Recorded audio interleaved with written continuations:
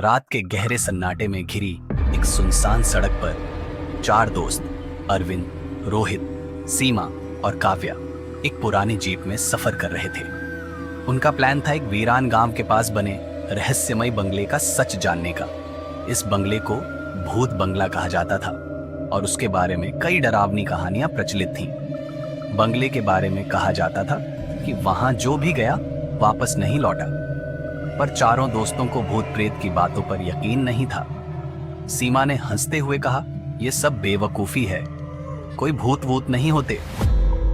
अरविंद ने मजाक में जवाब दिया, अगर भूत मिला तो सेल्फी जरूर लूंगा। सभी हंस पड़े, लेकिन माहौल में अजीब सा तनाव महसूस हो रहा था। बंगले के पास पहुंचते ही जीप अचानक बंद हो गई। चारों ने उतर कर देखा, पर कोई दिक्कत नहीं दिख रही थी। शायद हमें पैदल ही जाना पड़ेगा, रोहित ने कहा। बंगला उनके सामने था, एक विशाल खंडहर जैसा घर। टूटे दरवाजे, टूटी खिड़कियां और दीवारों पर उगी जंगली बेलें इसे डरावना बना रही थी। अंदर घुसते ही उन्हें अजीब सी ठंड महसूस हुई। दीवारों पर लगे धुंधले चित्र और जाले हर कोने में थे। तभी उन्हें ऊपर से किसी के चलने की आवाज सुनाई दी।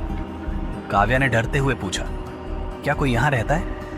अरविंद ने जवाब दिया, चलो देखते हैं। वह सीढ़ियों की ओर बढ़ा। ऊपर पहुंचने पर एक बड़ा हॉल था। वहां एक पुराना झूला हिल रहा था, मानो कोई अभी अभी उसे छोड़कर गया हो। अचानक झूले के पास एक परछाई दिखी। वह धीरे धीरे उनकी तरफ बढ़ने लगी। चारों के रोंगटे खड़े हो गए। कौन है वहां? रोहित ने हिम्मत जुटाकर पूछा, पर जवाब में सिर्फ एक गूंजती हुई हंसी सुनाई दी। तभी एक धुंधली आकृति उनके सामने प्रकट हुई। वह एक औरत की थी, जिसने पुराना सफेद लिबास पहना हुआ था। उसकी आंखें लाल जल रही थीं और उसके चेहरे पर दर्द और गुस्से का मिश्रण था। तुम यहाँ क्यों आए हो?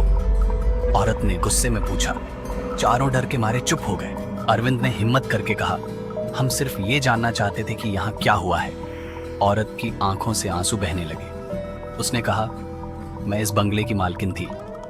मेरे परिवार को मेरे ही नौकरों ने मार डाला।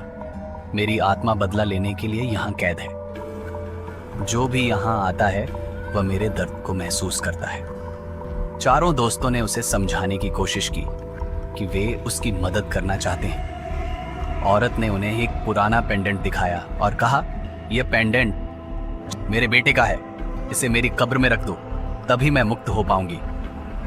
चारों दोस्तों ने साहस दिखाते हुए वह पेंडेंट ढूंढा और पास के जंगल में बनी उसकी कब्र पर रखा।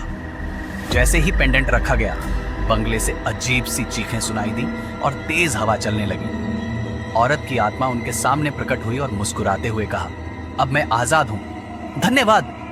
उसके साथ ही वह धुएं में बदलकर गायब हो गई। बंगले का माहौल शांत हो गया।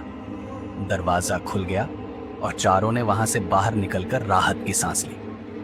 रोहित ने मजाक में कहा, तो अब मानते हो भूत होते हैं? अरविंद ने हंसते हुए जवाब दिया, भूत तो होते हैं, पर सेल्फी लेना भूल गया। चारों ने हंसते हुए जीप में वापस बैठकर गांव की ओर रुख किया।